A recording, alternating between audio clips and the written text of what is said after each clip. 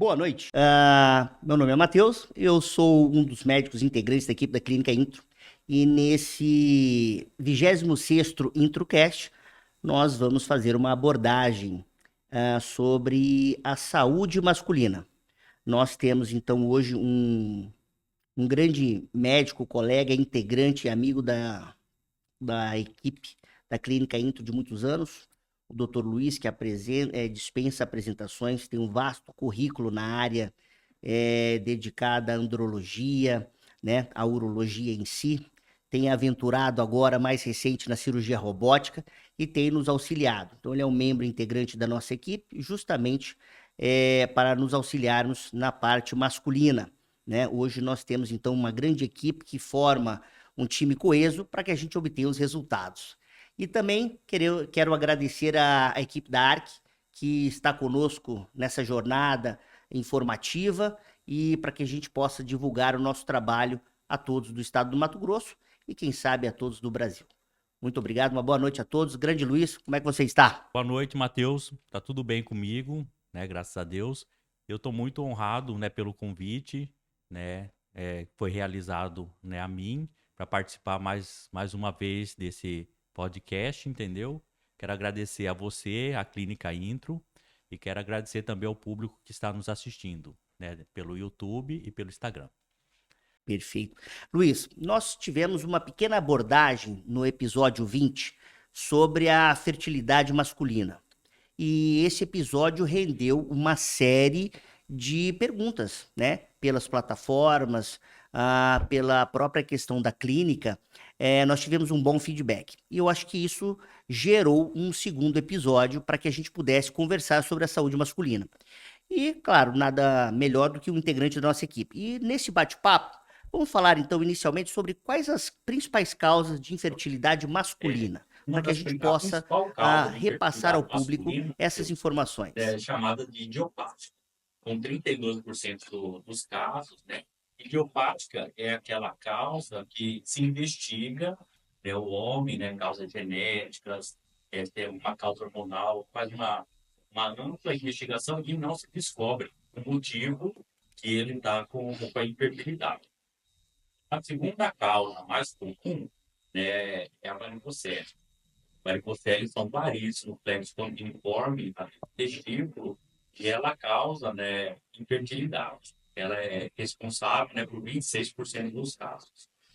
Terceira causa são causas obstrutivas, né, que teria aquele homem que tem alguma obstrução, né, no sistema reprodutor dele, né, uma obstrução do deferente, do epidídimo, né, do duto ejaculatório, e por esse motivo ele tem, né, a infertilidade. E dentre essas daí, as causas são várias, né? Nós dividimos também em 4 grupos. As causas de substâncias tóxicas, né, para a espermatogênese, tais como alguns medicamentos, né? Hoje em dia que é usado bastante, né? É o uso de medicamento para queda de cabelo, né? Finasterida, dutasterida, ela causa alteração, né, no espermograma, né? Causas hormonais, né? O uso de hormônio anabolizante. Tem causas infecciosas, né? Infecção, como a uretrite, pode levar a uma orfitimite, né? Então, tem várias.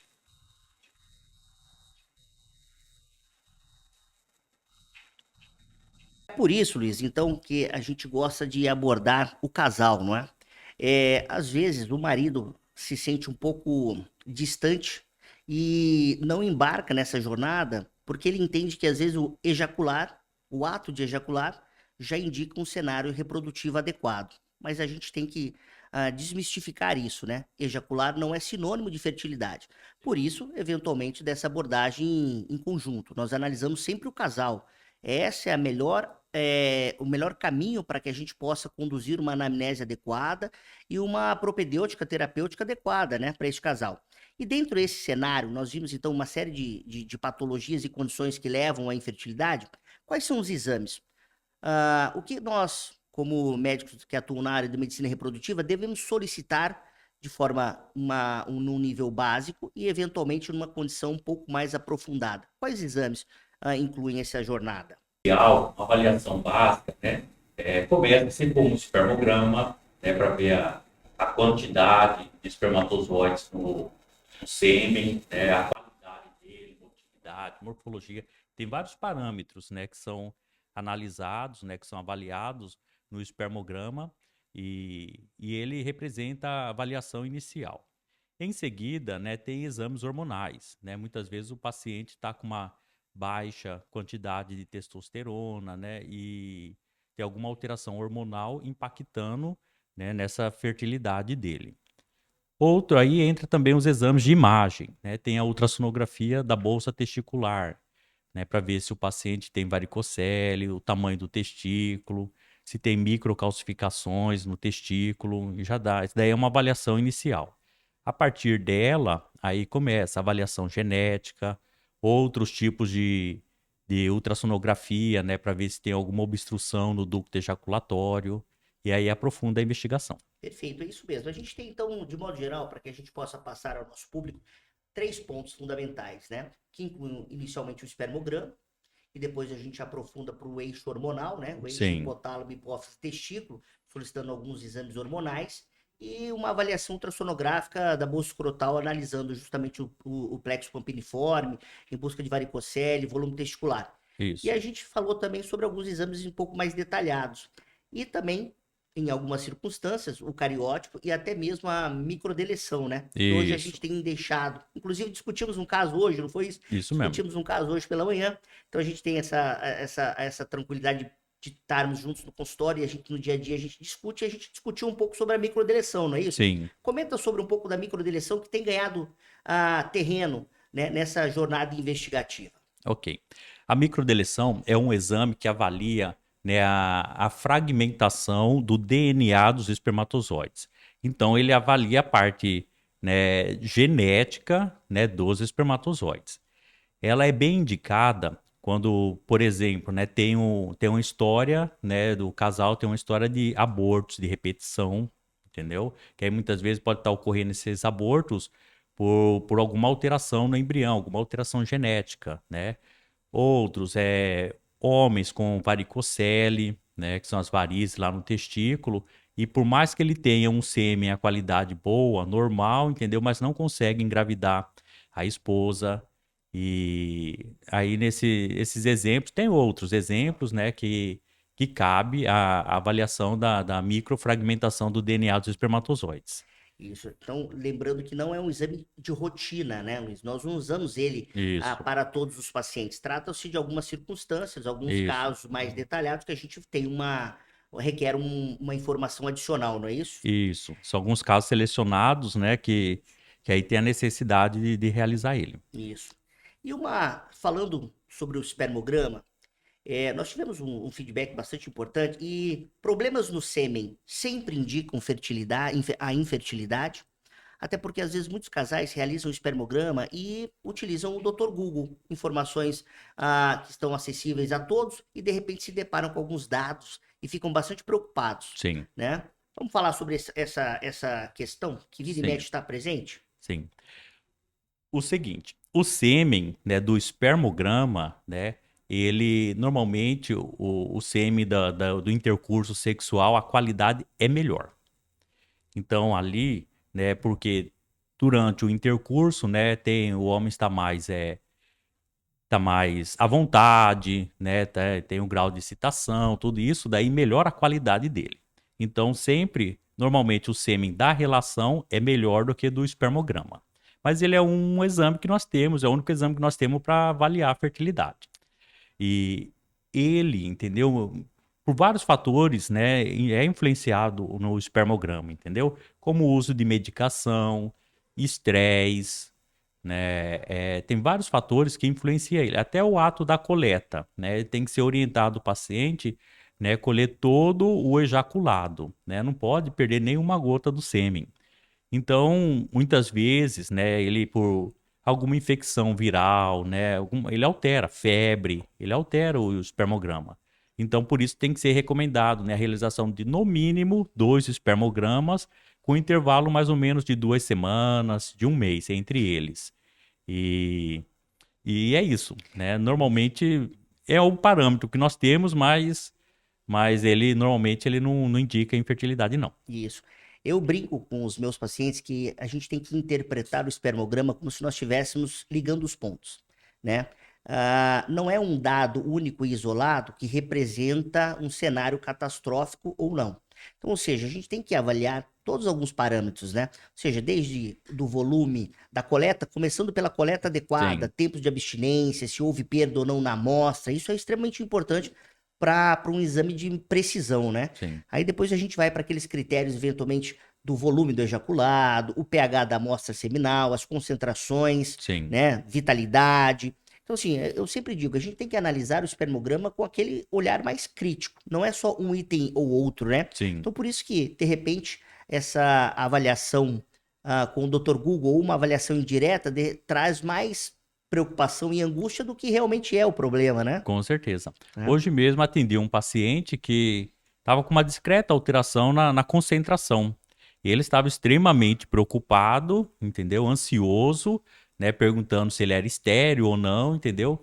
E aí, nesse caso, daí eu tive que mais conscientizar ele, né? Que tá tudo bem, que ia melhorar, mas passar esses conselhos para ele, Sem dúvida. né? E nós temos recursos, alguns recursos medicamentosos, né? Que na Sim. verdade será então o próximo item. Tem tratamento para infertilidade masculina, né? Quais são os caminhos?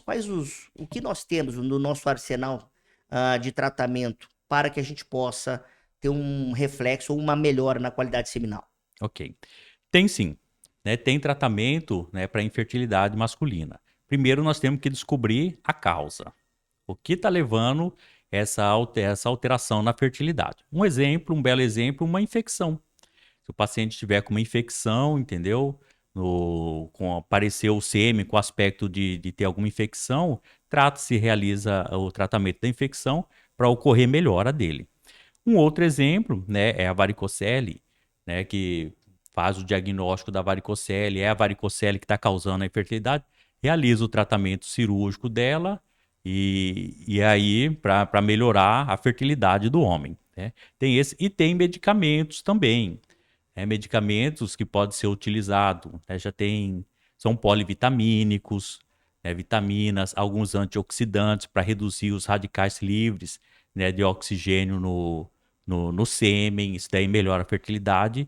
E tem medicamentos também que aumentam a testosterona do homem, aumenta o LH, o FSH, e com isso daí ocorre melhora, né, da espermatogênese. Isso. E esses medicamentos, nós temos uma modalidade de tratamento, uma visão terapêutica diferenciada, né? Sim, Quando nós utilizamos esses recursos medicamentosos, os moduladores seletivos do receptor de estrogênio, o inibidor da aromatase, a sim, gente faz uma elevação da testosterona e do sim. FSH de forma mais prudente do que eu utilizando outras substâncias, não é isso? Com certeza, Né? né? Quando se observa que o estradiol, né, que é um hormônio feminino do homem, está elevado, isso daí indica que parte da testosterona dele está sendo convertida nesse hormônio, né, o estradiol, e ele atrapalha toda a espermatogênese, toda a produção da testosterona.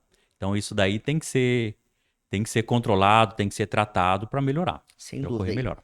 E a gente falou sobre a varicocele, né? Nós Sim, sabemos, então, fizemos uma avaliação prévia, uma abordagem prévia sobre varicocele e o impacto dela sobre a fertilidade. Nós temos que lembrar que nem toda varicocele tem um impacto grandioso sobre a qualidade seminal, mas ela precisa ser, como você mesmo falou, né, Luiz, diagnosticada. sim, A gente precisa de uma anamnese detalhada, uma fase inicial, uma abordagem propedêutica adequada. sim, E a varicocele? Quais são os impactos? tá. Varicocele todas são cirúrgicas? Vamos dizer. Sim. A varicocele é o seguinte: tem indicação cirúrgica, né, de operar uma varicocele nos casos de infertilidade comprovada, né? Mais de um ano, né, de relação, né, regular, sem nenhum método contraceptivo, né? Alteração no espermograma, né? O espermograma está alterado, tem indicação, e a varicocele clínica. Varicocele clínica é aquela que o médico, né, o urologista, examina o paciente e ele tem a varicocele, entendeu? Não é somente uma varicocele diagnosticada por uma ultrassonografia, né? Ele tem que ter a varicocele clínica. Nesses casos, né, geralmente ocorre melhora, né, da fertilidade do homem com o tratamento da varicocele. É isso mesmo. Então, assim, o exame é fundamental, né? Ou seja, a É, análise clínica, isso. a palpação dos vasos do plexo pampiniforme, identificação de se há alteração de volume testicular associado, né? A representação de todo esse conjunto de dados, analisando o espermograma, né? Então, ou seja, nem toda varicocele é cirúrgica, mas Sim, nós sabemos que a presença da varicocele, por si só, traz algum prejuízo, seja ele sim. maior ou em menor grau, não é isso? Isso mesmo. Né? Eu não comentei, mas aí, né, como por exemplo, tem a varicocele e observa, né, uma assimetria no tamanho testicular, como o testículo que tem a varicocele tá menor, o volume dele tá menor comparado com o outro, é uma indicação cirúrgica também. Perfeito, É uma Luiz, é isso indicação. mesmo. A gente vê, vira e mexe isso no nosso dia a dia, né? A gente discute bastante esses casos de infertilidade quando envolve essas questões, porque eu acho que esse é uma avaliação em conjunto, né? A Sim, gente une forças para um bem maior, não é isso? é. E ela, só relembrando, Matheus, ela é a principal causa de infertilidade secundária. A secundária, que nós chamamos de infertilidade secundária, é o seguinte: é aquele casal, né, que tem um filho, né, ele teve naturalmente, normalmente o homem mais jovem, e depois de um certo tempo eles decidem ter o segundo filho e não conseguem. É isso E aí mesmo. não consegue, aí Ela é, investiga, provavelmente a vira e mexe, varicocele. varicocele está presente, né? Ela é Isso, silenciosa, em estágios iniciais não tem tanto impacto, né? Ou alguma sintomatologia sim, significativa, né? sim, E isso é uma avaliação detalhada do plexo pampiniforme, a avaliação rotineira do homem ao seu urologista é importante para isso. E mudando um pouco de assunto, mas seguindo nessa nossa linha, a idade, a idade masculina, né? Nós sabemos que fisiologicamente o homem se beneficia do ponto de vista fisiológico no sim. quesito reprodução.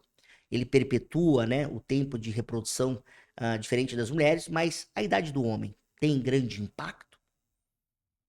Tem, né? O homem, né, o pico, né, da fertilidade dele é por volta dos 40 anos de idade. A partir daí já começa a ocorrer um declínio, entendeu? Da fertilidade dele. Ou começa a diminuir a produção de testosterona, né? São influências, né, do ambiente, né, como o ganho de peso, as doenças, tudo isso daí vai contribuindo, né, para ocorrer, né, uma piora na fertilidade dele. Então, tem sim, né? A idade, o auge é 40 anos, a partir daí Perfeito. declínio. Nós temos visto isso. E ainda mais nas circunstâncias atuais, em que a maternidade, né, de modo geral, tem sido deixada a um segundo plano. Sim, E a gente sempre diz aos nossos pacientes de que nesse caso, né, a saúde reprodutiva, ela não necessariamente caminha junto com a saúde clínica. Às sim, vezes nós temos casais com saúde absolutamente impecáveis, uma atividade física regular, uma alimentação equilibrada, mas em virtude da idade, nós temos um fator preponderante, né? Que de sim. repente é o fator limitante para o sucesso gestacional desse casal, não é isso? Isso, E isso. vale lembrar que nós temos algumas patologias, não é mesmo, Luiz? Atreladas, algumas patologias genéticas, Sim, atreladas à idade do homem, né? sim, Ou seja, aqueles casais que eventualmente têm grande disparidade de idade, né? Nós temos que lembrar, então, que nessas circunstâncias, a idade paterna pode trazer algum risco do ponto de vista genético, não é isso? sim, sim. Hum. Porque aí os espermatozoides, né, vão passar por mais tempo sobre o efeito, né, de estresse oxidativo, e isso daí vai piorando a qualidade deles. Vai piorando voltamos ao assunto, né, da fragmentação do DNA, piora a qualidade dele, à medida que o homem vai envelhecendo. E seguindo nesse aspecto, então nós falamos, né, essa abordagem sobre a idade e já mencionamos algumas condições, eventualmente, que podem afetar a fertilidade, o estilo de vida de modo geral, né? Sim. A gente sabe que tem alguns vilões clássicos para a fertilidade, né? Queria que você comentasse um pouco sobre essa questão. Estilo Tá. de vida, algumas condições que favorecem negativamente o cenário reprodutivo. Isso. Esse daí é um item que eu uso na minha anamnese, né? Com os hábitos de vida, né, do paciente. Vamos começar por bebida alcoólica, né? A bebida alcoólica, ela influencia, né, na fertilidade masculina, né? Porque ela né, aumenta, né, a aromatização da testosterona. A aromatização da testosterona seria a conversão, né, da testosterona em estradiol, que é aquele hormônio feminino, e ele altera essa questão daí da fertilidade, né? Outra coisa também é com relação ao tabagismo, né? O tabagismo associado com a varicocele, ele ocorre um comprometimento assim agudo, né, da fertilidade masculina. O tabagismo, né, junto com a varicocele, ele potencializa o efeito. A varicocele, né, quando a mãe é tabagista, né, desculpa, o tabagismo, quando a mãe é tabagista, ele compromete, né, o testículo do feto, do embrião, né? O tabagismo também, ele piora, né, os parâmetros seminais, né? Ele diminui a qualidade dos espermatozoides, aumenta, né, estresse oxidativo na espermatogênese. Então, ele contribui, né, de forma negativa, né, para a espermatogênese, tanto ele quanto o álcool, né? Sim. Uma dieta também rica em carne vermelha também não é saudável, né? Porque nós sabemos que hoje em dia, né, muitas vezes utilizam, né, de hormônios, né, pro gado ganhar peso, e isso daí pode interferir também na fertilidade. O uso, né, de drogas, né, recreativas também. Já tem estudos mostrando, né, que o uso da cannabis, né, também contribui de forma negativa na fertilidade masculina. Isso é verdade. Nós temos, então, aqueles casais que almejam ou estão num projeto para gerar, eles realmente devem começar como um primeiro passo, uma qualidade, a mudança na qualidade de vida, né? Sim, E nós sabemos que realmente que existem uma série de vilões, mas nós sabemos que o tabagismo é extremamente deletério por uma condição de oxigenação tecidual, né? sim, O álcool seguramente também traz o seu prejuízo, não fica sim, atrás. E as outras drogas, né? Inclusive, aí aqui a gente vai fazer uma pincelada rápida, mas a gente vai ter uma abordagem sobre hoje o uso dos esteroides anabolizantes, né? sim, Que também trazem eventualmente um prejuízo do ponto de vista reprodutivo, sim. né? Ao longo de toda essa cadeia, não é isso? Ok. Com relação ao uso, né, dos hormônios anabolizantes, né, eles causam o seguinte: eles aumentam o nível, né, da testosterona sérica, né, só que é uma testosterona exógena, que o organismo não produz. E esse aumento vai agir lá na hipófise, né, inibindo, né, a produção, né, do LH e do FSH, né, das gonadotrofinas.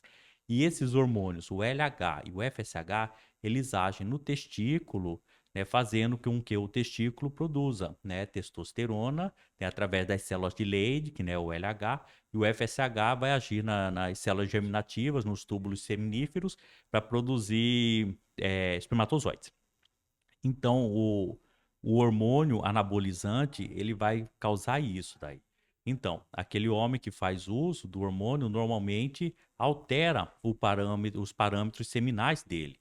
Vai diminuir a quantidade, espermatozoide, vitalidade, né, a motilidade, vai ocorrer essas alterações. E isso daí, né, em alguns casos, em 25% dos casos, se torna assim irreversível. Irreversível, ele fica, né, estéril. E com certeza, isso daí vai depender da dose que ele toma, Do do tempo. tempo, do uso, entendeu? Mas ele causa essa alteração na fertilidade, né? Perfeito. Realmente, nós temos visto o uso em profissionais que se enveredam pelo caminho do fisiculturismo, que hoje é uma prática desportiva bem estabelecida, né? Sim, E atingindo esses padrões de massa muscular e contorno corporal, acabam se utilizando dessa substância e elas trazem, né, um efeito negativo, um feedback negativo, né, um sim, bloqueio do eixo.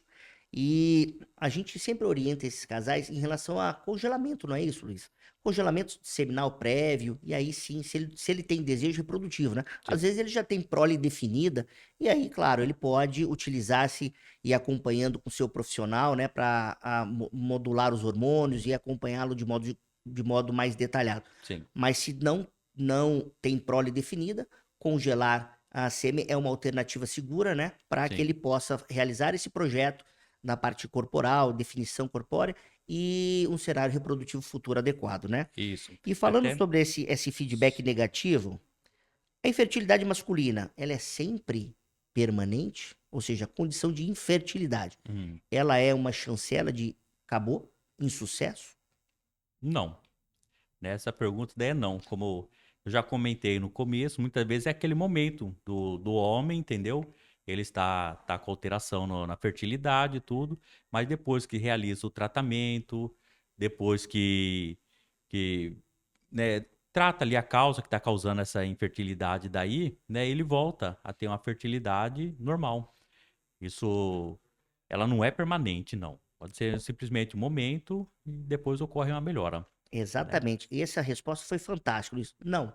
Ou seja, nós temos que analisar aquele momento do paciente. Sim, Claro, existem circunstâncias que não há o que se fazer, né? sim, Mas grande parte delas, uma investigação detalhada, objetivando, né, em busca dessa causa e revertendo, seguramente a gente pode mudar o curso, né? sim, E esse homem que de repente tinha uma alteração seminal significativa, ou então até mesmo uma azoospermia, corrigindo essa causa, a gente pode ter uma retomada da espermatogênese adequada e até sim, mesmo um cenário ejaculatório adequado, né? sim. E Eu tenho pacientes que, bem no comecinho, né, quando eu comecei a tratar, né, a trabalhar com a infertilidade masculina, e tinha alteração, estava tentando ter filhos, né, e aí começou, teve o primeiro, teve o segundo, terceiro, foi um atrás do outro, assim, entendeu? Vários filhos, mas depois que realizou o tratamento e corrigiu a fertilidade dele. exatamente, nós temos bastante, a gente tem alguns casais em comum que Sim, trilharam esse caminho. E essa pergunta, Luiz, foi inclusive eu acrescentei justamente porque foi uma participação de um ouvinte que está nos sim, acompanhando. Então ela perguntou justamente sobre a oligospermia, se tem sim, tratamento, né, medicamentoso, ou se a gente tem que partir diretamente para os tratamentos de medicina reprodutiva. Eu acho que essa resposta foi bastante precisa, sim. né? A gente analisa cada caso e de repente a gente tem recursos medicamentosos que antecedem um caminho de uma fertilização, né? Sim, sim.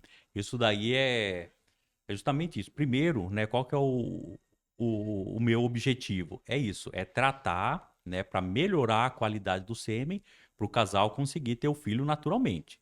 Muitas vezes eu não consigo. Exatamente, a gente Muitas tem vezes eu algumas não consigo, limitações, né? isso. Isso. Aí eu vou, tento, faço de tudo para melhorar. Se eu não conseguir, né, aí entra, né, os métodos de reprodução assistida, né? Como, por exemplo, um paciente que tem uma oligospermia, né? Mas a qualidade, a motilidade, a morfologia é boa, é uma boa indicação, né? Já realizou de tudo para melhorar e não foi, é fazer uma inseminação artificial, né? Desde que a mulher também passe por uma avaliação ginecológica, né? E que com ela esteja tudo ok, tudo bem, entendeu? Muitas vezes é uma indicação. Uma outra indicação, né, interessante para uma inseminação artificial é aquele casal que não consegue, né, ter um intercurso sexual regular, né, durante a semana, né, por algum motivo, né, um motivo de trabalho, que o marido tem que viajar. Um dos tratamentos, né, seria isso daí. Seria fazer uma inseminação artificial. E aí, aqueles casos mais complexos, né, que quantidade muito baixa de espermatozoides, aí nesse daí é mais indicado uma fertilização in vitro, né? Perfeito. E a gente age de forma sinérgica, né? Ou seja, Sim, até até mesmo esses casais que vão cursar o tratamento de fertilização, a melhora seminal reflete nos êxitos do tratamento, com né? certeza. E por isso que de repente às vezes a gente toma um pouco de tempo para que a gente encaminhe esse casal para o tratamento propriamente dito. Então, ou seja, a Sim, gente quer deixá-los, vamos dizer assim, prontos, né? sim, Adequadamente analisados, suplementados do ponto de vista vitamínico, para que eles entrem nesse tratamento com condições reais de êxito, não é isso. isso? Né? Isso mesmo. Muitas vezes, né, eu começo um tratamento, né, e eu já analisei tudo, vai ter que fazer algum tratamento de reprodução assistida. Mas com o tratamento medicamentoso, tudo melhora a qualidade dos espermatozoides e com isso o sucesso, né, do método de reprodução também. Exatamente. É isso, por isso que a gente faz essa jornada em conjunto, não é mesmo, Luiz? Sim, Justamente esse olhar mais clínico e detalhado para que a gente realmente chegue nesse grande objetivo. sim, E dando seguimento, falando sobre tecnologias de reprodução, né? podem ajudar casais com infertilidade masculina, nós fizemos essa abordagem, né? Sim. Nós temos 2 modalidades de tratamento, as técnicas de baixa complexidade, técnicas de alta complexidade, e essas técnicas trazem a avaliação seminal como um divisor de águas também, não é isso? Sim, Ou sim. seja, qualidade seminal prejudicada, descarta técnicas mais simples, né? Justamente porque elas precisam de uma qualidade seminal adequada, não é isso? Isso mesmo, né? Quando o sêmen tem uma alteração na concentração. Né? Como um exemplo, tem 10 milhões, né, de espermatozoides, né, ali capacitados, que realiza uma análise seminal e observa isso daí. Mas a qualidade é boa, a motilidade é boa. Ele é um bom candidato, né, fazer uma inseminação artificial. Mas é como eu falei, desde que a mulher também não tenha obstrução das tubas uterinas, que a mulher esteja ovulando, né, direitinho, ele é um bom candidato a isso daí.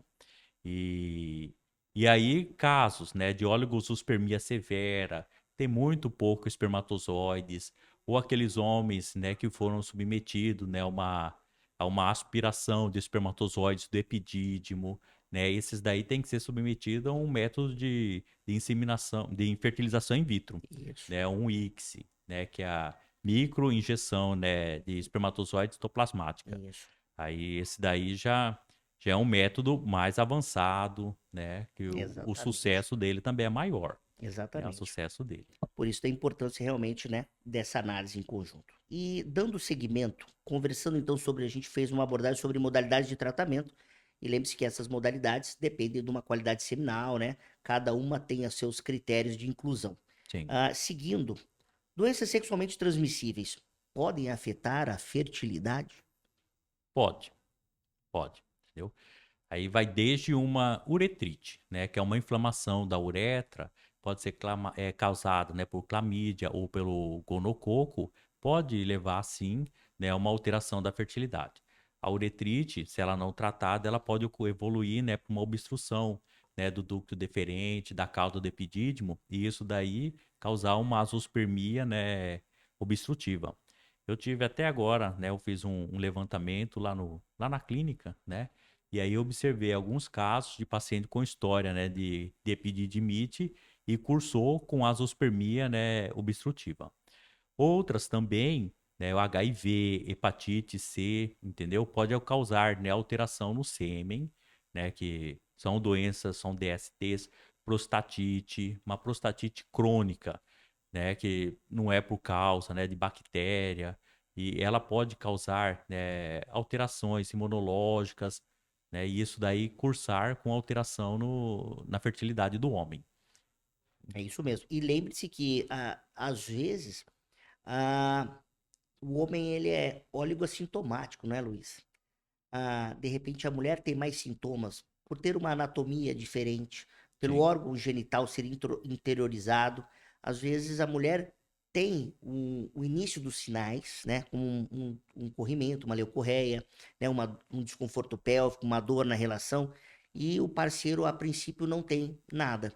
Mas diante desse cenário, dessas questões, a investigação realmente ela é precisa e prudente, não é isso? Tem que isso, ser realizada, né? tem que ser. E o tratamento, claro, com as medicações, né? Ou seja, nas uretrites, epididimites e nessas circunstâncias, né, das ISTs, as Sim, infecções sexualmente transmissíveis, nós temos um arsenal medicamentoso fácil de tratar, com tranquilidade, com boa resposta, sim, evitando a evolução e progredindo para um quadro mais severo, né? isso mesmo. Diagnosticar, né, na forma do começo, com certeza realiza o tratamento e previne essas complicações, né, no futuro. Agora vamos fazer aquela abordagem que é o que, vamos dizer assim, o highlight desse bate-papo nosso. Nós estamos tendo muita feedback em relação aos usos, né, de hormônios. A gente já fez uma breve apresentação, você mencionou de forma brilhante Sim, sobre a questão do impacto dos hormônios, né, dos usos dos anabolizantes, sobre o impacto dele sobre o eixo. E nós não, queria deixar claro que nós não o discriminamos, né? sim, A gente precisa entender o momento em que ele deve ser utilizado, não é isso? sim, Eu queria que você abordasse esse aspecto. Nós estamos aqui, de uma forma técnica, falando sobre a reprodução, né? E o uso necessariamente nesse momento traz alguns prejuízos, não é isso? sim. Como eu expliquei, né? O uso do hormônio anabolizante, ele altera, né? Ele altera o sêmen, né? E esse daí chega a níveis, né, de evoluir para uma azoospermia. Depois que realiza a parada, né, do uso do hormônio anabolizante e com o uso de medicamentos, né, pode retornar a espermatogênese, né? Aqueles homens que, antes de fazer o uso, né, do hormônio anabolizante, se ele realizar um espermograma e ver se ele já tem uma alteração na fertilidade, não seria interessante ele fazer o uso, porque não pode piorar o sêmen, pode evoluir, né, para uma azoospermia que depois não retorna mais. E aí seria isso o uso dele. O que, como você comentou, Matheus, né, até tem um caso, né, agora, um paciente que ele teve que suspender o uso, né, do hormônio anabolizante, mas ele quer retornar, né, a fazer o uso, né, depois que realizar o tratamento. Então ele vai guardar, ele vai congelar espermatozoides, né, vai conservar a fertilidade dele e depois ele volta a usar o hormônio dele, o hormônio anabolizante dele. É isso aí. A mensagem que a gente gostaria de deixar nesse aspecto é que nós não somos contra Sim, o uso. A medicina tem protocolos específicos para utilização. Nós temos áreas que utilizam essas medicações em larga escala, sim, nos nutrólogos, os médicos da medicina esportiva e sim, tudo mais, né? Mas a gente queria que esse sentimento, esse detalhamento seria realizado pelos nossos colegas, né? Então, ou sim, seja, antes de submeter este paciente ao uso dessa substância, perguntar a ele se ele tem prole definida sim, ou se ele tem ou se ele tem um desejo reprodutivo futuro. E se eventualmente isso, se ele já tiver um desejo reprodutivo futuro, que ele seja encaminhado para que a gente possa acompanhá-lo, não é isso? De sim, repente, analisando, fazendo uma análise seminal prévia, o congelamento de sêmen, que é uma modalidade super tranquila, sim, para assegurar eventualmente a condição adequada de reprodução dele futura, não é isso? Então, assim, esse é o cuidado, né? Essa avaliação prévia, avaliação detalhada, e aí sim ele pode cursar com o seu acompanhamento, sim, né? Do médico desportivo, do nutrólogo, para que ele objetive essa questão de ganho estrutural de massa e tudo mais, não é isso? Sem sim, trazer grande prejuízo ao casal, né? sim, sim. Esses colegas, né, os colegas nutrólogos, né, endocrinologistas, eles estão bem conscientes disso daí, né? E a orientação também é sempre fazer o uso com uma orientação médica, né? Porque eles têm esse conhecimento, né? E aí para não ter um impacto negativo, entendeu? Sobre a fertilidade. Exatamente. E a gente tem que lembrar, Luiz, que também nosso estado, Mato Grosso, é um estado eminentemente agrícola. Nós Sim, somos um celeiro, né? E diante disso, para que a gente tenha essas safra recorde e tenha esse grande produção, nós temos a utilização de produtos, insumos agrícolas que podem trazer algum prejuízo, não é isso? E a gente está diante agora de um cenário dessa questão, né, dos defensivos agrícolas, as substâncias, os organofosforados, que podem sim. trazer prejuízo, né, na qualidade seminal, né?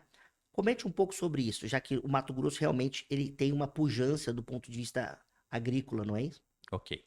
É, então, voltando lá ao comecinho da nossa conversa, nossa apresentação aqui, tem fatores, né, que são tóxicos, né, para a espermatogênese.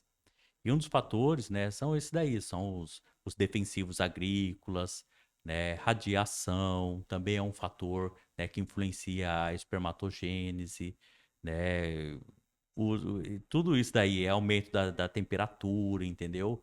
Né, tem a toxicidade térmica, que o testículo, a temperatura dele tem que ficar de 2 a 4 graus abaixo da temperatura, né, do corpo, senão compromete a espermatogênese. E tem que tomar cuidado, né? Tem que usar, entendeu? CPIs, não é isso? Os EPIs, entendeu? Para prevenir, né? Para ter menos impacto possível, né? Dos defensivos agrícolas. É isso Ele mesmo. é um fator que influencia, sim, a fertilidade também.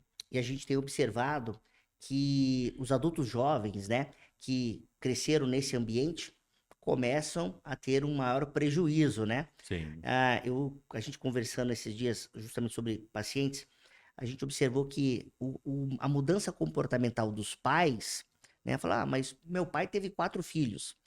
mas o seu pai começou cedo. Sim, E hoje, os filhos já crescem nesse ambiente, né? sim, E vão pensar num cenário reprodutivo mais tarde. sim, Então, o contato, o tempo de contato deles com esse ambiente é sim. maior, o que realmente traz um impacto maior na fertilidade, não é isso? Com certeza, com certeza. Hoje em dia, né, os casais estão tendo os filhos, né, mais tardiamente, né, com idade um pouquinho maior, né, do que com os pais dele. E aí isso daí é um maior tempo de exposição, né, do paciente, né, da pessoa ao uso desses produtos que causam toxicidade, né, a espermatogênese. Exatamente. Esse foi então um bate-papo, né, Luiz? Ele foi bastante. O episódio 20 rendeu frutos, Sim, foi bastante positivo, o sim, que fez com que a gente pudesse, então, fazer um outro, né, um outro programa abordando a fertilidade masculina. sim, Eu acho que a gente conseguiu fazer uma boa abordagem nesses sim, temas, né? Discorrer mais sobre alguns aspectos. Falamos sobre dois grandes cenários, que é o uso dos anabolizantes e os defensivos agrícolas no estado do sim, Mato Grosso, o impacto deles sobre a fertilidade. Fizemos uma abordagem sobre a varicocele, sim, né? Que ela é muito individual, tem que avaliar outros aspectos, né? Tem tratamentos iniciais antes mesmo da cirurgia. sim, Alguns casos, eventualmente, já são cirúrgicos, né? De maior gravidade, maior impacto com a qualidade seminal. sim. Mas uma avaliação clínica é sempre fundamental, não é isso, Luiz? Ah, com certeza.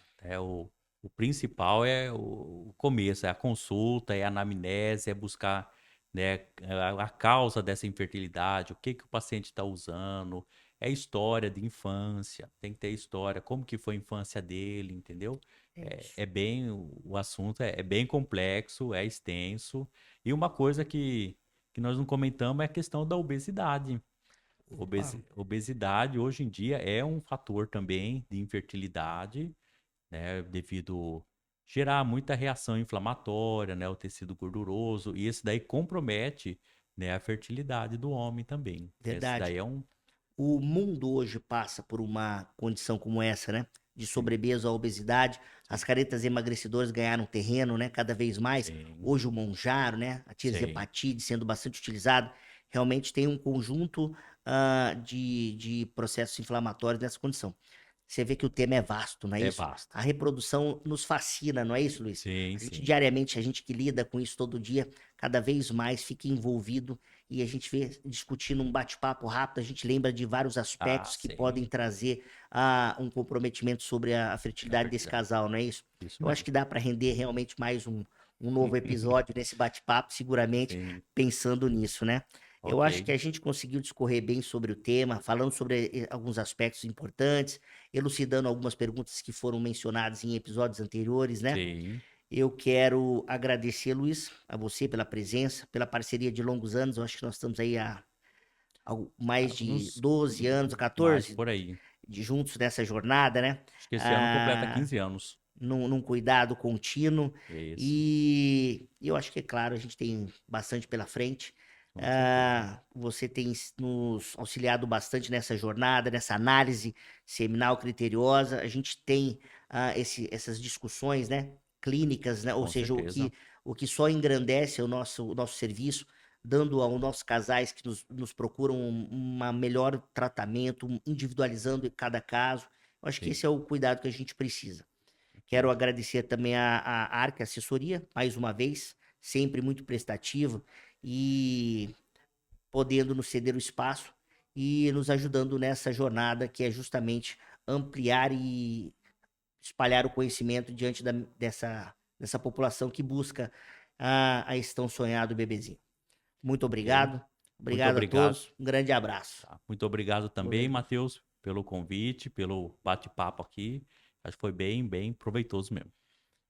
É isso. Então tá, Muito obrigado. de nada.